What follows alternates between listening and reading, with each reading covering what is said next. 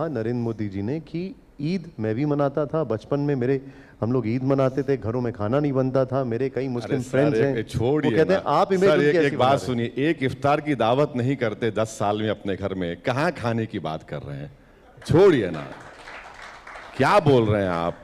क्या मेरे बाबू सब देखिए, ये जो है ना, मेरे घर में ड्राइवर मुसलमान था, ये पुराने डायलॉग हो चुके हैं। ये उस जमाने के पिक्चरों में अच्छा लगता था। अभी आप बताइए ना, आप एक आदमी को टिकट नहीं देते हैं। अच्छा, नरेंद्र मोदी किसी मुसलमान को गले मिलते हुए देखा आपने 5 साल में इंडिया में? बताइए, आपने देखा? किसको देखा हमने? मोहम्मद बिन सलमान, मोहम्मद बिन जैद, या हबीबी उतर। क्या बताइए क्या है ये? मैं लाइटर वेन में लीजिए, दिल पे मत लीजिए, मगर बता रहे हैं आपको, ये तो हो रहा है ना। हाँ बताइए, आप बोल रहे हैं, आप असद ओवैसी तेलंगाना में अमित शाह बोलते हैं, अरे आप कर रहे हैं भाई, कौन कर रहा है? नहीं, लेकिन सऊदी के नेताओं से मिलते हैं। हाँ? सऊदी के नेताओं से मिलते हैं, मिलना चाहिए। ईरान के साथ इस पूरे क्राइसिस में भी ईरान के साथ चाबहार पोर्ट की डील हुई, तो ये सब कैसे हो गया? ये सब नहीं, चाबहार पोर्ट हमारे लिए जरूरी, हम पैसा लगा चुके हैं उसमें। अब बड़े पप्पा जी अमेरिका बोल रहे हैं कि सैंक्शन लगाएंगे, हमको जरूरी है, चाबहार पोर्ट जरूरी है अफगानिस्तान में जाने के लिए, बड़ा स्ट्रेटेजिक एरिया है वो। हमको वहां से अफगानिस्तान में हम सामान भिजा सकते हैं, अफगानिस्तान में हम कंट्रोल कर सकते हैं, क्योंकि पाकिस्तान जो वहां से कर रहा है ये तो चाबहार पोर्ट से जाएगा। आप एक तरफ उनको कहते हैं कि मुसलमान विरोधी हैं, फिर ये जो बिजनेस और कारोबार होता है ये तो उनके साथ व्यक्तिगत संबंधों के आधार पर ही हुआ। आप वजीर आजम ईरान के हैं या भारत के हैं? बताइए हमको। आप वजीर आजम यूएई के हैं या भारत के हैं?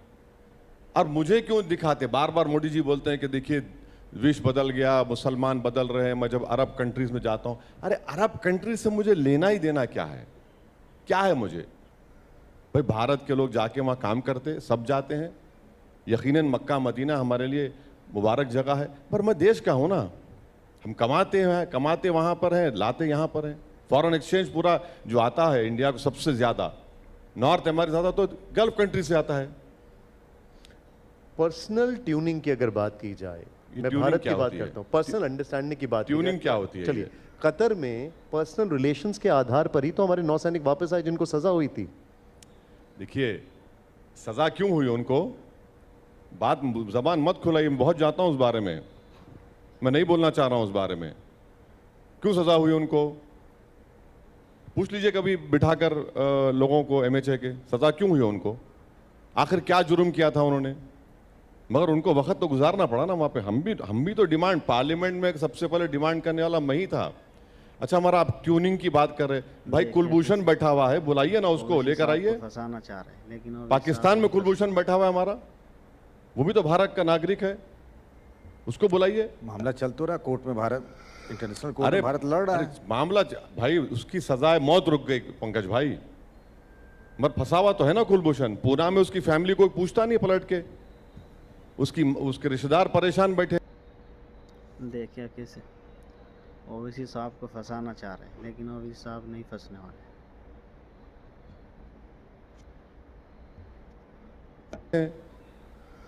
अच्छा, ये इतने लोग जमैका को चले गए अमेरिका जाने के लिए, अब जमैका फ्लाइट भर के भी जा रहा है वापस इंडिया के लोगों को। देश बदल रहा है तो भाई इतने लोग क्यों जा रहे हैं अमेरिका को? एक एक फ्लाइट, अब जमैका से फ्लाइट वापस आ रही है। इंग्लैंड में हमारे 20-25 हजार लोग इलीगल हैं, वो भी वापस लेना है हमको। बीजेपी ये कहती है कि आप जैसे नेताओं ने, उसमें आपका भी नाम है, प्रधानमंत्री नरेंद्र मोदी की मुस्लिम विरोधी छवि बनाई है। कौन? मैंने बनाई है?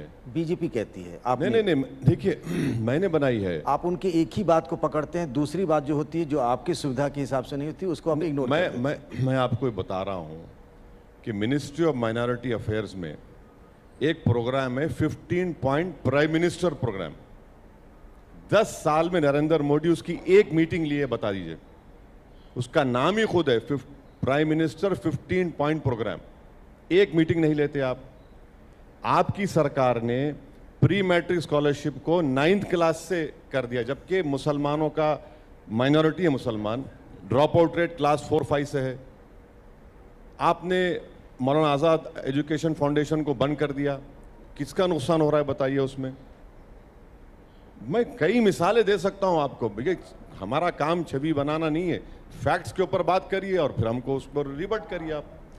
क्या आपको भी इंडिया गठबंधन की तरह लगता है कि अगर बीजेपी चुनाव जीतती है तो संविधान बदल देगी और फिर आगे चुनाव नहीं होंगे? देखिए, जितने कॉन्स्टिट्यूशनल अथॉरिटीज के लोग हैं, वाइस प्रेसिडेंट ऑफ इंडिया ने कहा नहीं कहा कि बेसिक स्ट्रक्चर नहीं है।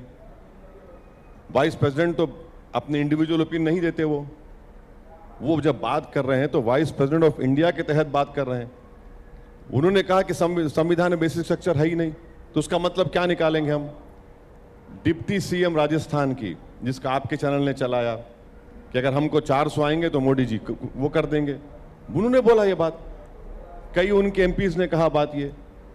तो ये जो मैसेज गया है ना कि 400 पार का मतलब आरक्षण चला जाएगा या संविधान बदल दिया जाएगा या बेसिक स्ट्रक्चर चला जाएगा, ये बात जा चुकी है।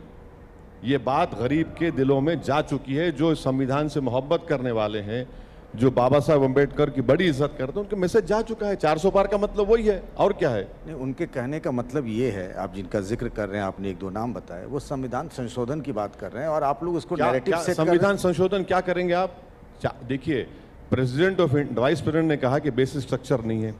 बेसिक स्ट्रक्चर अगर नहीं है तो फिर पूरा फंडामेंटल राइट, पूरा फेडरलिज्म चला गया। चैप्टर 3 भी कमजोर पड़ जाएगा, आर्टिकल 29, 30 भी चला जाएगा। अच्छा, वो जो बाबा मिलकर आए संभल के, उन्होंने क्या कहा कि आइंदा साल धर्म संसद में हम ये रखेंगे कि आरक्षण निकाल दो। और वो, अच्छा, उसको आपने बड़ा चलाया, वो बाबा को वो मोदी जी से मिलकर आए। ये सब इन्हीं के तो